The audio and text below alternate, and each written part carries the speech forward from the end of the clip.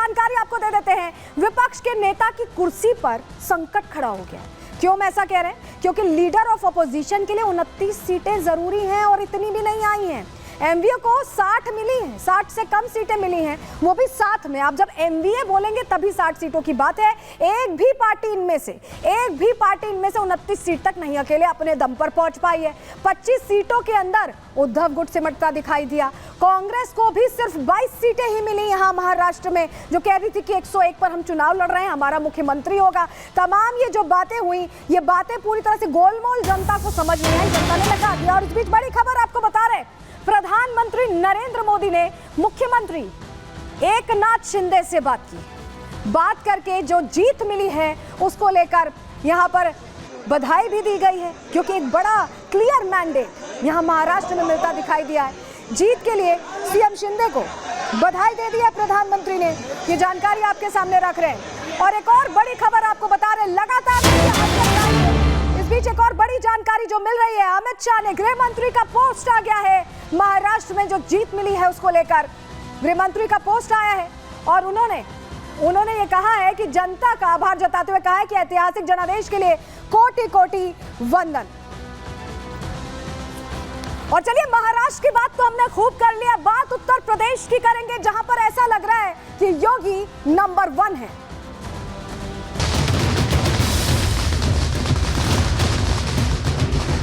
उत्तर प्रदेश की जनता का मैं अभिनंदन करता हूं, सभी मतदाता भाइयों बहनों का, जिन्होंने शांति सुरक्षा के लिए वोट दिया, डेवलपमेंट के लिए वोट दिया, उत्तर प्रदेश की बेहतरी के लिए वोट दिया। आम जनता का हृदय से आभार प्रकट करते हैं। ये सब जीत माननीय मोदी जी की गरीब कल्याण योजनाओं की है और जन जन का भरोसा भारतीय जनता पार्टी ने जीता है।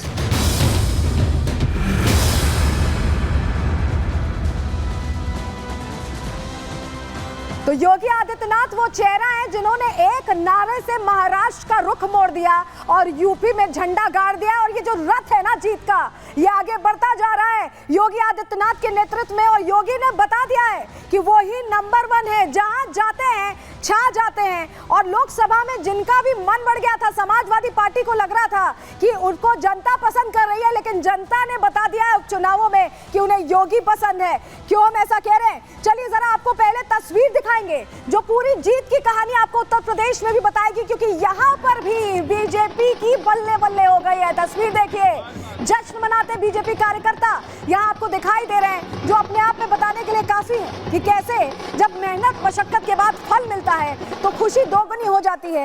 ये तस्वीर कम से कम यही बता रही है। और योगी आदित्यनाथ जब ये जीत मिली उसके बाद लोगों के बीच आए, क्या कहा उन्होंने वो भी सुन लीजिए। बड़ी बातें आपको सुना रहे हैं।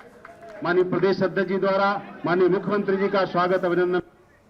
समाजवादी पार्टी और इंडी गठबंधन का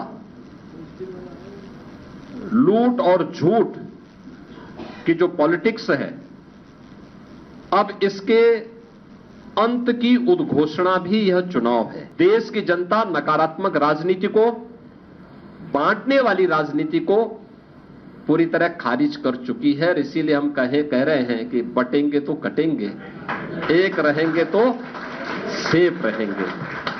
तो एक रहेंगे, सेफ रहेंगे पर देश की जनता जनार्दन ने राष्ट्रीय एकता और अखंडता को मजबूती प्रदान करने के लिए, सुरक्षा और समृद्धि के लिए अपना जनादेश दिया है।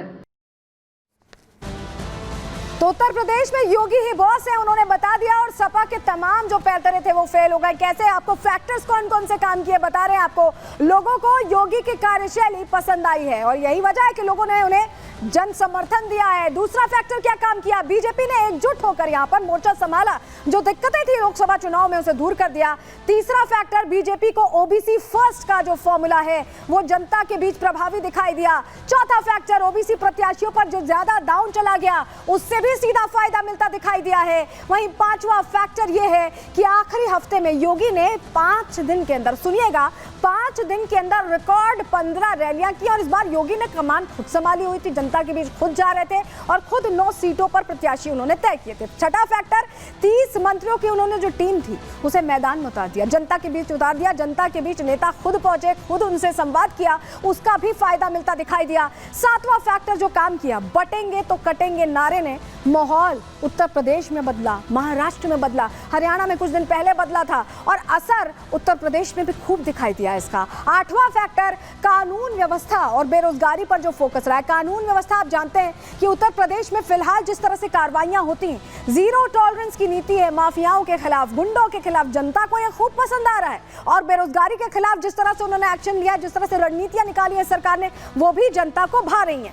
नौवां फैक्टर जो काम किया है, बुलडोजर एक्शन और एनकाउंटर पर वो अडिग रहे हैं। उनका सीधा क्लियर कहना है कि उत्तर प्रदेश में अगर रहना है तो अपराध नहीं करना, या तो उत्तर प्रदेश छोड़ दीजिए या तो अपराध छोड़ दीजिए, सीधा उन्होंने कहा है और उसी पर काम भी कर रहे हैं। 10वां फैक्टर, स्थानीय राजनीति पर उन्होंने ध्यान रखा। जो जो फैक्टर्स थे उसको ध्यान में रखते हुए उन्होंने सीधे ये जीत का रास्ता तय किया है। और कैसे पीडीए वाला जो फॉर्मूला था, ये कहें कि लोकसभा चुनावों के बाद जो ओवर कॉन्फिडेंस था समाजवादी पार्टी का, उसे धराशायी कर दिया है। रिपोर्ट के जरिए आपको समझा रहे हैं।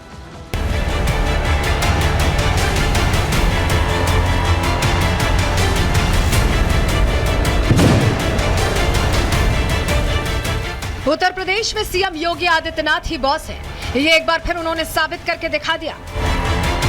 उत्तर प्रदेश की 9 विधानसभा सीट पर हुए उपचुनाव में बीजेपी 7 सीटों पर जीत की दहलीज पर खड़ी है,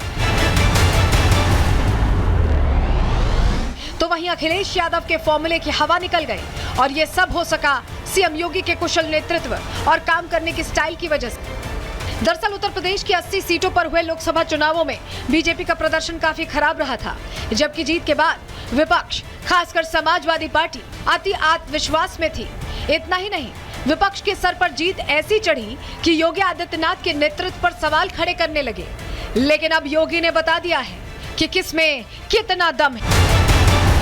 राजनीतिक रोटियां सेकने वाले बीजेपी में कलह की अफवाह उड़ाने लगे, लेकिन योगी आदित्यनाथ शांत रहे और अपने कामकाज को धीरे धीरे बढ़ाते रहे। साथ ही जनता से जुड़ी लाभकारी नीतियां लोगों तक पहुंचाते रहे। यही नहीं, पीएम मोदी ने भी योगी आदित्यनाथ को भरोसे में लिया, जिसका नतीजा ये हुआ कि यूपी में उपचुनावों में बीजेपी को शानदार जीत मिली। इसके पीछे योगी आदित्यनाथ का कुशल नेतृत्व और अपने मंत्रियों और विधायकों के साथ सामंजस्य बिठाना है। दरअसल यूपी की 9 विधानसभा सीटों पर चुनावों से पहले सीएम योगी आदित्यनाथ ने बीजेपी कार्यकर्ताओं के साथ साथ मंत्रियों और विधायकों को बड़ी जिम्मेदारी दी। चुनाव जीतने के लिए सभी एकजुटता से जमीनी स्तर पर काम करने लगे। वहीं सीएम योगी भी धुआंधार 9 विधानसभा सीटों पर प्रचार करते रहे। साथ ही महिलाओं का मुद्दा, युवाओं को रोजगार, सुरक्षा को लेकर सरकार के कामकाज को मजबूती से रखते रहे। साथ ही तुष्टीकरण की राजनीति करने वालों को सबक सिखाने के लिए जनता को आगाह करते रहे। जातियों में बांटने वालों के खिलाफ मुहिम चलाकर लोगों को एकजुट करने के लिए बटेंगे तो कटेंगे का नारा दिया, जिसका असर यूपी ही नहीं पूरे देश में देखने को मिला। सीएम योगी आदित्यनाथ ने समाजवादी पार्टी अध्यक्ष अखिलेश यादव के पीडीए के नारे को चौतरफा घेर कर उसे नेस्तनाबूद कर दिया।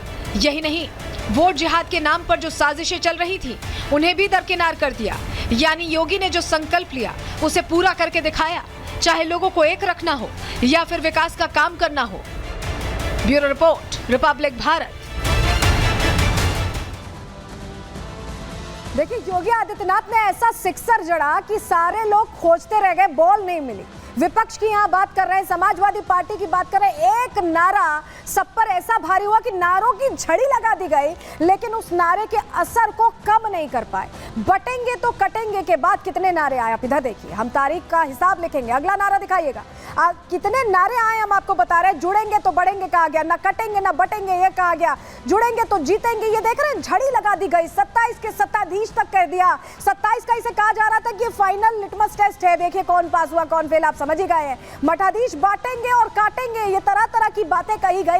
एक बटेंगे तो कटेंगे से निपटने के लिए, लेकिन निपट नहीं पाए और जनता ने निपटा ही दिया। चलिए जरा आपको बताते हैं कि कैसे अब जो जीत हुई है उसको लेकर उत्साह कितना डबल हो गया है भारतीय जनता पार्टी का। ये देखिए, ये केशव प्रसाद मौर्य का आप ट्वीट देख रहे हैं, जिनको ऐसा लग रहा है कि बीजेपी में खटपट चल रही, जरा देख लें।